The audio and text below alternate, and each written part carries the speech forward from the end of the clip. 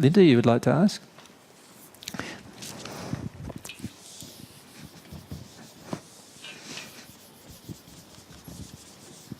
So, AJ, my eldest son, who's now, I don't know, 27 or 28, however old he is, he had asthma when he was small, like really quite sick at times and needed to be hospitalised. Only once or twice, I think. And I got to the stage where I was like, nope, this isn't happening. My child is not going to be on medication for the rest of his life. And so I started investigating alternative stuff and got him into swimming and all sorts of My mother did all things. those things, yep. But the thing is that by the time he was about, I don't know, maybe 13 or 14, maybe even younger than that, he didn't need anything at all, any asthma medication, and hasn't used anything for well over 10 years, probably longer.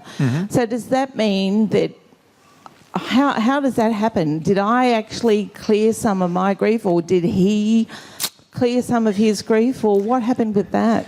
When a child is small, really small, like, you know, just born to a few years old, who's the person has the most influence over them? Yeah, the parent. And in this case, it was me, the mother. Mum. So let's say mum. It's always going to be mum, probably, because in our Western society, that's the general way it happens. Now, as the child goes into, say, 6 or 7 years of age, how much connection now emotionally does he have to his mum? So his mum's still here. It's less, isn't it, than it was when he was 2, because when he was 2, probably still baby, still needed to be cared for food-wise. By this stage, they're starting to eat their own thing, you know, get their own snack out of the fridge, do a bit of stuff with friends. You'd be less around mum, yeah? And then by the time they're like 13 or 14, what's happening now? Well, they're usually quite independent and making a lot of decisions for themselves. Doing their own thing, having their own life, so forth. Almost every child onset disease has nothing to do with the child. It has everything to do with what the parent is doing emotionally, what's going on in the parent's own soul. Now, what causes asthma is a fear of grief that you don't want to feel.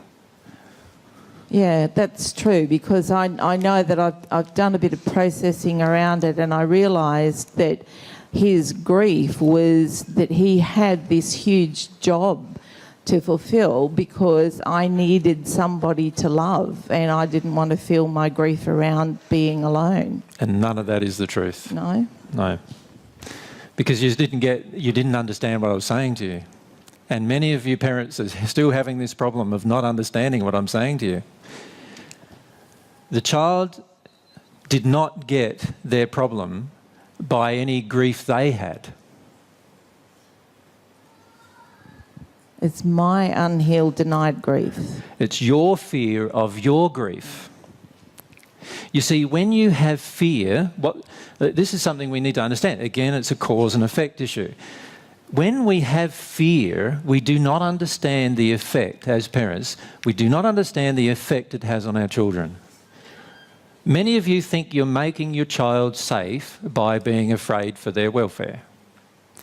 The reality is, fear is the worst possible emotion that you could potentially project at any living creature, including your own children. Your own fear is the worst. Now, how do you project it? By not owning it, by not actually feeling it. That's how you project it. So, whenever a parent does not own and feel their own fear, the child is feeling the full barrage of their fear. And in that moment, there is no love. Fear and love cannot coexist at the same time.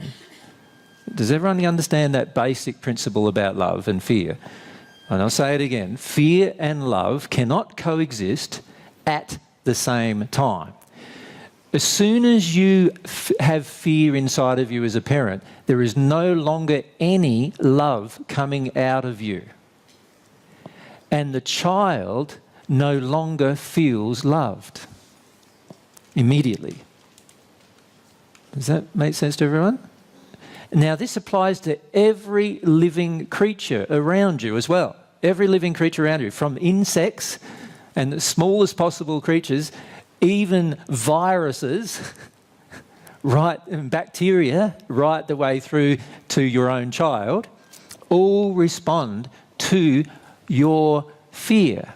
And as soon as your fear is present and denied, in other words, you're not feeling it, but it's present, every one of those things responds in a attacking or negative manner to the fear that is present. Does everyone get that? That's the soul creating something. Now, in this case, your soul and the denial of the fear of your grief created his childhood onset asthma. And as he grows, he disconnects from his mother more and more and more, and therefore is less connected to mum's emotions. And as a result, automatically has less asthma. Now, for many children who are as adults still have asthma, they have yet to actually disconnect from the mother's emotion. And therefore have yet to disconnect from her fear of her grief. And as a result, are fully asthmatic still, even as an adult. So basically, we both still have to deal with our grief separately now as adults. Well, no, his grief is very different to yours. Yes. His grief is that while you had a fear of your grief, he did not feel loved. So his grief is about not being loved. Your grief is not about that. Your grief is about different things. Do you understand? So they are very different emotions, and one is the grief in him is a result of your creation, but it's not the same emotion you have. And yeah, that makes sense. Does it make sense? Yeah. And this is what we forget as parents, is we're forgetting that it's our emotion denied that is now projected, and the child automatically, not only the child, every living organism around us responds to that denied emotion. Every tree around us, every bush around us, every insect around us, every child around us responds to that emotion. Now, because our child is very connected to us and very personally involved with us, they're going to have the largest response to that emotion generally. So because he's the eldest, he was the one that was most affected by my denied grief, because none of the others had asthma. Yes, because usually a mother has the most fear of anything when she's the first-time mum. Is that not true? Yeah. How many of you were freaked out first-time mums? And then second time? A bit easier. The only thing that freaks you out then generally is the birth, and then so forth, isn't it? Generally it gets easier, you get more relaxed, both parents get more relaxed, they're both more into a routine, they understand the process, so there's less fear in the relationship with the child. The first child generally feels the fear the most, and as a result is more hooked into the parents' emotions than other subsequent children, unless subsequent children have other emotions that are being hooked in. For example, sometimes the first child is not the most approved of child because they felt the most fear, right? And therefore they had the largest fear response. You find in many households, in fact, that the first child has the most physical ailments as well, for the same reason. And then subsequent children often have less. But that is not a rule, it's just a general thing that happens for many families, because many families have dealt with some of their fear by the time the second child comes along.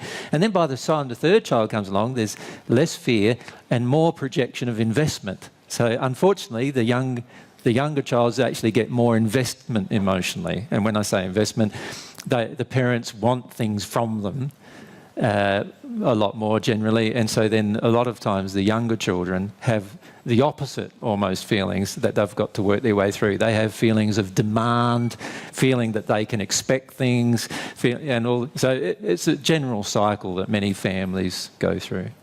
Yeah. Thanks. Yep.